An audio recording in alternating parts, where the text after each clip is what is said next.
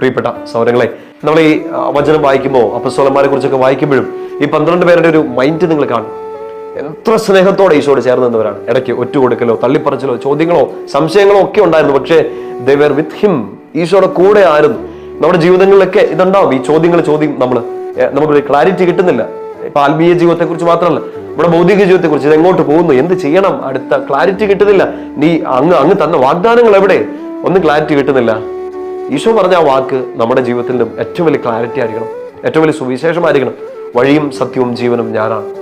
പഠിച്ചുകൊണ്ടിരിക്കുന്ന എന്നെ, ജോലി ചെയ്യുന്ന എന്നെ, ശുശ്രൂഷ ചെയ്യുന്ന എനിക്ക്, കുടുംബജീവിതം നയിക്കുന്ന എനിക്ക്, ഞാൻ എന്ത് സാഹചര്യങ്ങളായിക്കോട്ടെ, ഞാനൊരു ദരിദ്രനാവട്ടെ, പൈസക്കാരനാവട്ടെ, വിദ്യാഭ്യാസമുള്ളവനാവട്ടെ, പാമരനാവട്ടെ, എന്തായാലും ഞാൻ എൻ്റെ സ്റ്റാറ്റസ് എന്ത് തന്നെയായാലും, ലോകം എന്നെ കുറിച്ച് എന്ത് തന്നെ പറഞ്ഞാലും, ഞാൻ എന്തായിരിക്കുന്നു എന്നുള്ളതല്ല, ഞാൻ എന്തായാലും എനിക്ക് എൻ്റെ വഴി, എൻ്റെ സത്യം, എനിക്ക് ജീവൻ നൽകുന്നത് എൻ്റെ ഈശോയാണ്. ആ ഈശോയെ നോക്കി തോമസ് സ്ലീഹായോട് ചേർന്ന് ഈശോയുടെ ശിഷ്യ സമൂഹത്തിൽ പെട്ട നമ്മളും, അതിൻ്റെ ഭാഗമായ നമ്മളും സ്നേഹത്തോടെ പറയണം, ആരാധനയോടെ പറയണം, എൻ്റെ കർത്താവേ, എൻ്റെ ദൈവമേ. ഈശോ അനുഗ്രഹിക്കട്ടെ.